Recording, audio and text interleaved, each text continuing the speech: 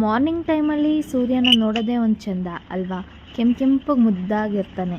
ನಮಸ್ತೆ ಕರ್ನಾಟಕ, ನಿಮ್ಮ ಜೊತೆ ಈ ಪ್ರೀತಿ ಕಥೆಯ ಇನ್ನೊಂದು ಮಿನಿ ಬ್ಲಾಗ್ಗೆ ನಿಮ್ಮೆಲ್ರಿಗೂ ಸ್ವಾಗತ ಅಂತ ಹೇಳ್ತಾ, ದೇವ್ರಿಗೆ ನಮಸ್ಕಾರ ಮಾಡಿಕೊಂಡು ರೆಡಿಯಾಗಿ ನಾವು ಹೊರಡಬೇಕಾಗಿದ್ದು ಬಸ್ ಸ್ಟ್ಯಾಂಡ್ಗೆ. ನಮ್ಮ ಅಜ್ಜಿಗೆ ಬಾಯ್ ಅಂತ ಹೇಳಿ ಹೊರಟಿದ್ದು ಬಸ್ ಸ್ಟ್ಯಾಂಡ್ ಕಡೆ. ನೇಚರ್ ನೋಡಿ ಹೇಗಿದೆ ಇವಾಗಿನ ಮಾರ್ನಿಂಗ್ ವೆದರ್ 5:30. ಸೊ ಬಸ್ ಸ್ಟ್ಯಾಂಡಿಗೆ ಬಂದ್ವಿ. ಬಸ್ ಸ್ಟ್ಯಾಂಡಲ್ಲಿ ಬಂದರೆ ಎಲ್ಲ ಬಸ್ಗಳು ಹೊರ್ಟೋಗ್ಬಿಟ್ಟಿದೆ, ಯಾವುದೂ ಇಲ್ಲ. ಇನ್ನು 6:40ವರೆಗೂ ನಾವು ಅಲ್ಲೇ ಇರಬೇಕು, ಯಾಕಂದರೆ ಕಬ್ಬಾಳು ಬಸ್ ಬರುತ್ತೆ. ಸೊ ಆ ಕಬ್ಬಾಳು ಬಸ್ಸಿಗೆ ನಾವು ಹತ್ಕೊಂಡು ಹೋಗಬೇಕಾಗುತ್ತೆ. ಅದಕ್ಕಿಂತ ಮುಂಚೆ ಮೈಸೂರದು ಒಂದು ಗಾಡಿ ಬಂತು. ಪೂರ್ತಿ ಅಂದರೆ ಪೂರ್ತಿ ಸ್ಟ್ಯಾಂಡಿಂಗ್ ಇದೆ. ನಮ್ಮೂರಲ್ಲಿ ಒಬ್ರೂ ಹತ್ತಿಸ್ಕೊಂಡಿಲ್ಲ. ಮಂಡೇ ಟೈಮಲ್ಲಿ ಬಸ್ಗಳು ಸಿಗೋದಂತೂ ತುಂಬ ಅಂದರೆ ತುಂಬ ಕಷ್ಟ ಆಗಿರುತ್ತೆ. ಕಾಲೇಜ್ಗೆ ಹೋಗೋರು, ಕೆಲ್ಸಕ್ಕೆ ಹೋಗೋರು ಪೂರ್ತಿ ಅಂದರೆ ಪೂರ್ತಿ ಹೆಣ್ಕಾಡ್ತಾ ಇರ್ತಾರೆ, ಅಷ್ಟು ರಶ್ ಇರುತ್ತೆ.